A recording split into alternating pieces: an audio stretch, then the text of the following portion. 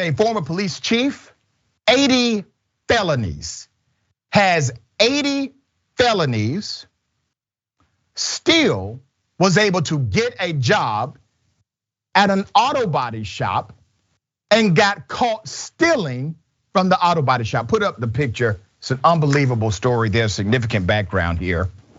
This is in Columbus County, North Carolina. A former North Carolina police chief has been arrested again. His most recent employer has accused him of stealing catalytic converters, all right?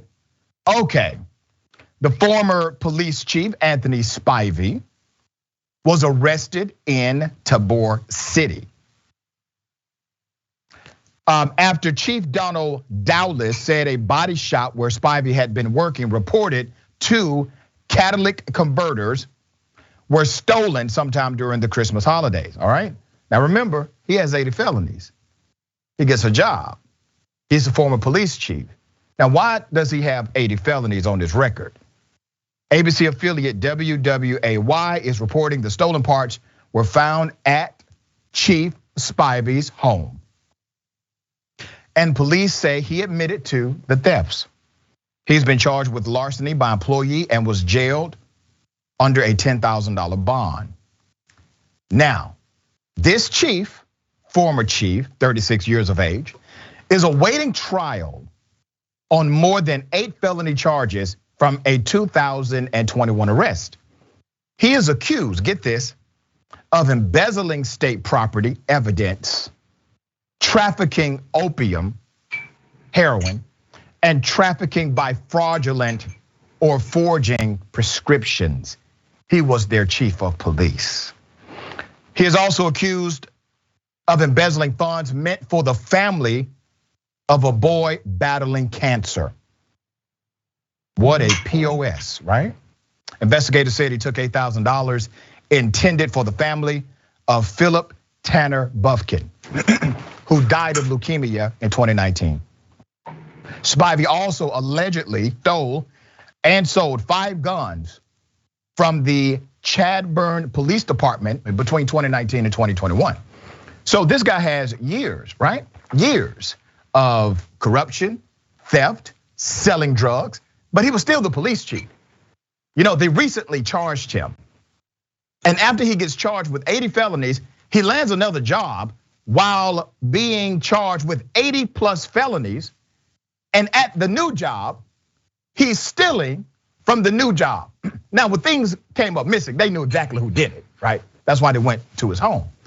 But this is a reality of our policing in America. Now, do all police act like this guy? No, they do not. And I'm not suggesting they do. But I am suggesting this. There's a problem in the industry of law enforcement. So much so that an individual like him gets away with theft for years. He knew he would be protected at least for a while, and he was, until he was caught.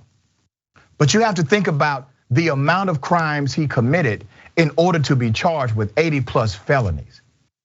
You don't do that in one day. This is systemic. This was a long-term operation, and he finally got caught. And then after he gets caught, he's able to land another job, and he is engaging in corrupt behavior there. Now, here's what I'm saying.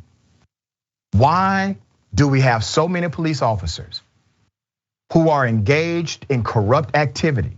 We've covered them right here on Indisputable. From theft to child molestation, civil rights violations, and the list goes on. I'm saying this. They are attracted. These kinds of people are attracted to policing. Why are they attracted to policing? Because it is well known that policing gives you cover. Policing allows a psychopath to have protection. Policing, the industry, allows a killer to do it legally. They're attracted to the profession. All right, Ben, thoughts on this? Yeah, 100%. Because like, as you point out, right, we know that our system is inverted. It's the opposite of what it's supposed to be. Like if you're just a random person, and especially if you're black in America and you're charged with any crime, you're treated with immediate suspicion. They always talk about throwing the highest charges against you, when like the reality is, normal everyday people should be getting the treatment that like police officers get when they're like being up for a crime, right? They should get patience, they should get understanding, they should get, wait, let's look at this person's circumstances, right? That is what a normal trial should look like for most people. But it's the opposite for somebody who is in a position of authority, somebody who is quite literally given a gun by the state, by the city, whatever. They are given a gun by the government. They should be held to a higher standard. They are the people that should face the most amount of scrutiny. And we have it, it's all topsy-turvy. It's the complete opposite. They have the least amount of scrutiny, and they will always rally to defend each other from criminal charges, from prosecution. And that is what creates this sort of toxic environment where you have a police chief that thinks that they can get away with stuff like this.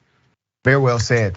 You know, when we talk about white privilege and there's pushback from white people who would say, no, white privilege does not exist. Well, white people are well aware that they have a certain privilege in the United States of America.